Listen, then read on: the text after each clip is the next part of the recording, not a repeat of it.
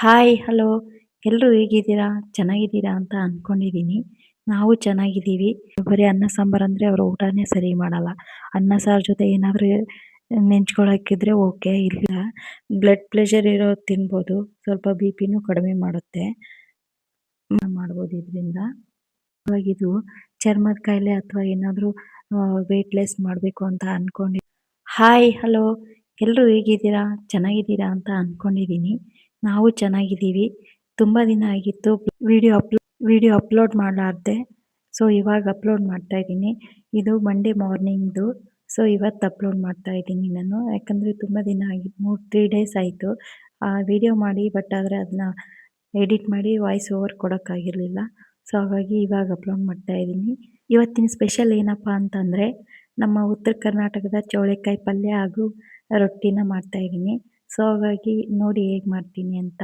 ನಾನು ಚೌಳೆಕಾಯಿ ಪಲ್ಯ ಮಾಡಿದೆ, ಸ್ವಲ್ಪ ತುಂಬ ದಿನ ಆಗಿತ್ತು. ಇವಾಗ ತೊಗೊಂಡು ಬಂದಿದ್ದರು. ಸೊ ಹಾಗಾಗಿ ಮಾಡ್ತಾಯಿದ್ದೀನಿ. ಚೌಳೆಕಾಯಿ ಪಲ್ಯನ ಇಲ್ಲಿ ಏನಂತ ಕರೀತಾರಂತ ನನಗೂ ಗೊತ್ತಿಲ್ಲ ಅಷ್ಟು. ಸೊ ನಮ್ಮ ಕಡೆ ಚೌಳೆಕಾಯಿ ಅಂತ ಗೊತ್ತು. ಇನ್ನೊಂದು ಹೆಸರು ಕೇಳ್ದಂಗಿದೆ, ಗೋರಿಕಾಯಿ ಏನೋ ಸಮಥಿಂಗ್ ಇದೆ, ಅದು ನನಗೆ ಅಷ್ಟು ನೆನಪಿಲ್ಲ. ಬಟ್ ನಮ್ಮ ಚೌಳೆಕಾಯಿ ಪಲ್ಯ ಅಂತ ಅಷ್ಟು ಗೊತ್ತು. ಸೊ ಹಾಗಾಗಿ ಇದನ್ನು ಮಾಡ್ತಾಯಿದ್ದೀನಿ ಇವತ್ತು.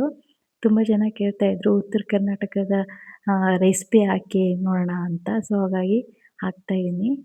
ಈ ನಮ್ಮ ಉತ್ತರ ಕರ್ನಾಟಕದ ಚೌಳೆಕಾಯಿ ಪಲ್ಯನ, ಚೌಳೆಕಾಯಿನ ಏನಂತ ಕರಿತೀರ, ಹೆಸರು ಏನಂತ ಕರಿತೀರ ನಿಮ್ಮ ಕಡೆ ಅಂತ ಗೊತ್ತಿದ್ದರೆ ಕಮೆಂಟ್ ಮಾಡಿ, ಓಕೆನಾ? ಚೌಳೆಕಾಯಿ ಪಲ್ಯ ತಿನ್ನೋದ್ರಿಂದ ನಮ್ಮ ಹೆಲ್ತ್ಗೆ ಎಷ್ಟು ಒಳ್ಳೆಯದನ್ನೋದು, ಅಂದರೆ ನಮ್ಮ ದೇಹಕ್ಕೆ ಎಷ್ಟು ಒಳ್ಳೆಯದು ಅಂತ ನಾನು ಮುಂದೆ ಹೇಳ್ತಾ ಹೋಗ್ತೀನಿ.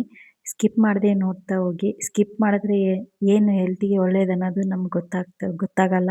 ಸೊ ನಾನು ಹೇಳ್ತೀನಿ ಬೆನಿಫಿಟ್ಸ್ ಏನೇನಿದೆ ಅಂತ ನೋಡಿ, ಓಕೆನಾ? ಸೋಮವಾರ ಗಣರಾಜ್ಯೋತ್ಸವ ಇತ್ತು. ಸೊ ಮನೇಲಿದ್ದರು ಅವರು. ಅದಕ್ಕೋಸ್ಕರ ಅಂತಲೇ ಚೌಳೆಕಾಯಿ ಪಲ್ಯ ರೊಟ್ಟಿ ಮಾಡೋಣ ಅಂತ ಅಂದ್ಕೊಂಡು ಮಾಡ್ತಾಯಿದ್ದೀನಿ.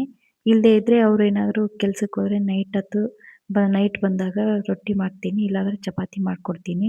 ಅವ್ರಿಗೆ ಬರೀ ಅನ್ನ ಸಾಂಬಾರು ನೈಟ್ ಹೊತ್ತು ಊಟ ಮಾಡಿ ಮಲಗಿ ಅಭ್ಯಾಸ ಇಲ್ಲ.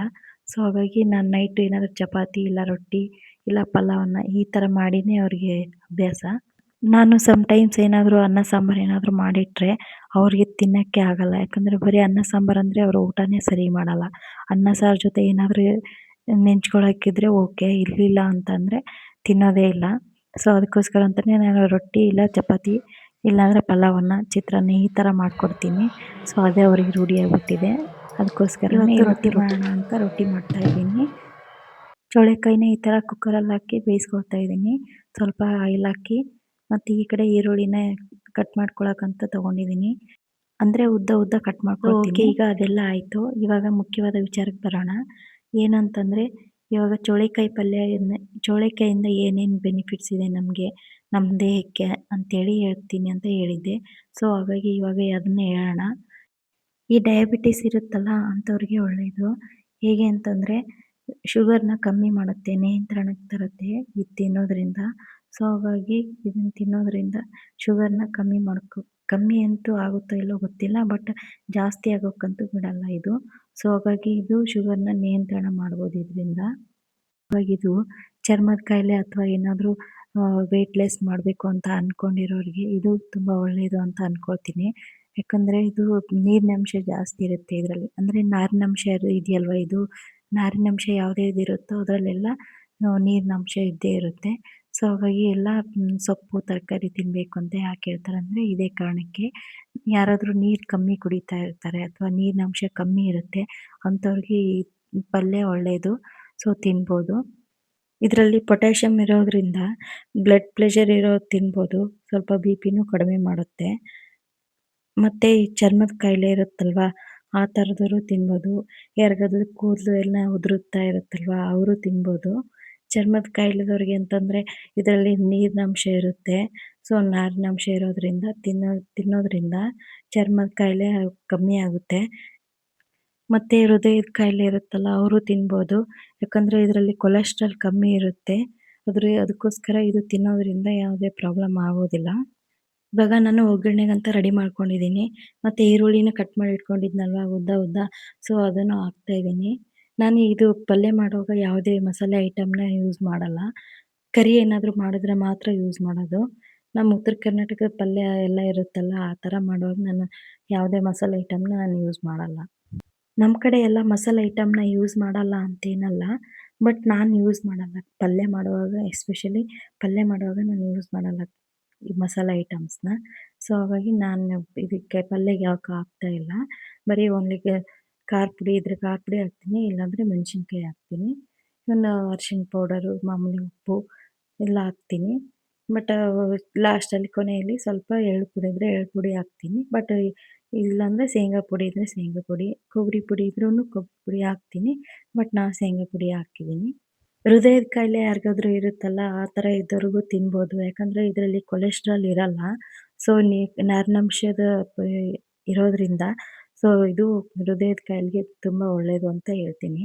ಚೋಳೆಕಾಯಿನ ಕುಕ್ಕರಲ್ಲಿ ಹಾಕಿ ಈ ಥರ ಬೇಯಿಸ್ಕೊಂಡಿದ್ನಲ್ವ, ಬೇಯಿಸ್ಕೊಂಡ್ಮೇಲೆ ಈ ಥರ ಒಂದು ಪಾತ್ರೆಯಲ್ಲಿ ಹಾಕಿ ನೀರನ್ನ ಬಸಿಯಕ್ಕಿಡಬೇಕು.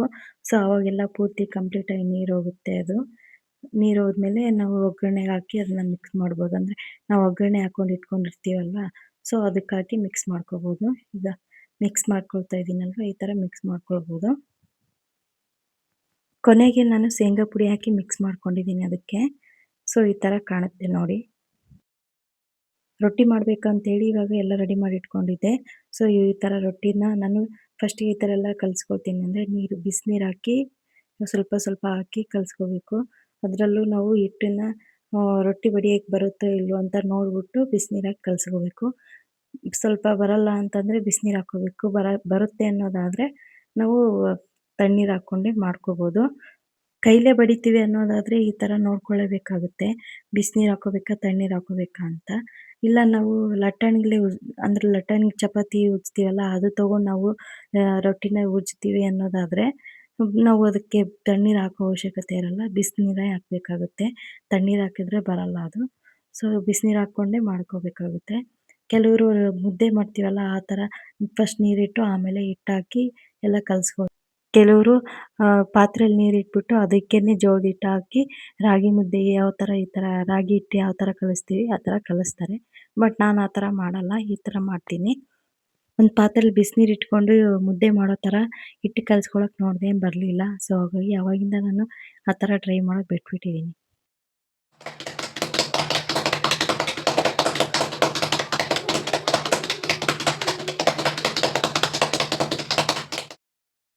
ರೊಟ್ಟಿ ಸೌಂಡ್ ಸಖತ್ತಾಗಿ ಬಂದೈತಲ್ಲ! ರೊಟ್ಟಿ ಸೌಂಡ್ ಮಾಡೋದು ಯಾರಿಗೆಲ್ಲ ಇಷ್ಟ ಆಯಿತು ಕಮೆಂಟ್ ಮಾಡಿ. ಸೊ, ಇವಾಗ ಮಾಡಿ ಈ ಥರ ಹಂಚಲ್ಲಿ ಹಾಕಿ ನೀರು ಹಚ್ಕೊಳ್ತಾ ಇದ್ದೀನಿ. ನೀರು ಹಚ್ಕೊಂಡು ಈ ಥರ ಬೇಯಿಸ್ಕೊಳ್ಬೇಕು. ನಮ್ಮದು ಈ ಥರ ಸಿಲ್ವರ್ ಹಂಚಿದು. ಬೇರೆ ಥರನೂ ಇರುತ್ತೆ. ಬಟ್ ಇದು ನಮ್ಮ ಅತ್ತೆ ಕಳಿಸಿರೋದು. ಯಾರಿಗಾದ್ರೂ ರೊಟ್ಟಿ ಬರಲ್ಲ ಅಂತ ಅನ್ಕೊಳ್ತಾರಲ್ಲ, ಆ ಥರ ಇರೋರಿಗೆ ಈ ಥರ ಲಟ್ಟಣಿ ತೊಗೊಂಡು ಉಜ್ಜ್ತಾರೆ. ಆ ಥರ ಟ್ರೈ ಮಾಡಿ ನೋಡ್ತಾರೆ. ಸೊ, ಆಲ್ಮೋಸ್ಟ್ ಇವಾಗೆಲ್ಲ ಮಾಡೋದು ಲಟ್ಟಣಿಗಳೇ ಮಾಡ್ತಾರೆ. ಮತ್ತ್ಯಾರಪ್ಪ ಕೈಲೇ ಬಡ್ಕೊಂಡು ಕೈ ನೋವು ಮಾಡ್ಕೊಳ್ಳೋದು ಅಂತ. ಕೈಲೇ ಬಡಿದ್ರೆ ಒಳ್ಳೇದೇ. ಸೊ, ಬಾಡಿ ಎಲ್ಲ ಚೆನ್ನಾಗಿರುತ್ತೆ. ಯಾರಾದ್ರೂ ಎಕ್ಸರ್ಸೈಸ್ ಮಾಡಲ್ಲಲ್ಲ, ಆ ಥರದವರು ಇದನ್ನ ಮಾಡಿದ್ರೆ ಒಳ್ಳೇದು. ಬ್ಲಡ್ ಸರ್ಕ್ಯುಲೇಷನ್ ಚೆನ್ನಾಗಾಗುತ್ತೆ ಕೈಯಲ್ಲೆಲ್ಲ. ಸೊ, ಈಗೆಲ್ಲ ಆಯಿತು ರೊಟ್ಟಿ ಎಲ್ಲ. ಇವಾಗ ಊಟ ಮಾಡಕ್ಕೆ ರೆಡಿ ಮಾಡ್ತಾ ಇದ್ದೀನಿ. ಮೆಂತ್ಯ ಪಲ್ಯ ಇತ್ತು. ಸೊ, ಮೆಂತ್ಯ ಪಲ್ಯನ ಹಾಗೆ ತಿನ್ನೋಕ್ಕೋಸ್ಕರ ಇಟ್ಟಿದ್ದೀನಿ. ಅದು ಒಗ್ಗರಣೆ ಏನೂ ಹಾಕಿಲ್ಲ. ಈಗ ಮಜ್ಜಿಗೆ ಸಾರು ಮಾಡಿದ್ದೀನಿ ರೈಸ್‌ಗೋಸ್ಕರ. ರೈಸ್ ಜೊತೆ ತಿನ್ನಕ್ಕೆ ಅವ್ರಿಗೆ ಪಲ್ಯ ತಿನ್ನಲ್ಲ ಅವರು. ಸೊ, ಹಾಗಾಗಿ ಇದನ್ನ ಮಜ್ಜಿಗೆ ಸಾರು ಬೇಕು ಅಂತೇಳಿ ಮಜ್ಜಿಗೆ ಸಾರು ಮಾಡಿದ್ದೀನಿ. ಪಲ್ಯ, ಮಜ್ಜಿಗೆ ಸಾರು, ಮೆಂತ್ಯ ಪಲ್ಯ ಮತ್ತು ಶೇಂಗಾ ಪುಡಿ. ಇವಾಗ ರೊಟ್ಟಿ ಜೊತೆ ತಿನ್ನೋದೊಂದೇ ಬಾಕಿ. ಸೊ, ಈ ವಿಡಿಯೋ ಯಾರಿಗೆಲ್ಲ ಇಷ್ಟ ಆಯಿತು ಕಮೆಂಟ್ ಮಾಡಿ, ಲೈಕ್ ಮಾಡಿ, ಸಬ್ಸ್ಕ್ರೈಬ್ ಆಗಿಲ್ಲ ಅಂದರೆ ಸಬ್ಸ್ಕ್ರೈಬ್ ಆಗಿ ನೋಡಿ. ಸೊ, ನೆಕ್ಸ್ಟ್ ವಿಡಿಯೋದಲ್ಲಿ ಸಿಗೋಣ. ಯಾರಿಗಾದ್ರೂ ನೆಕ್ಸ್ಟ್ ಯಾವ ವಿಡಿಯೋ ಬೇಕು ಅನ್ನೋದಾದರೆ ಕಮೆಂಟ್ ಹಾಕಿ. ಓಕೆನಾ? Thank you for watching. Bye bye. Take care.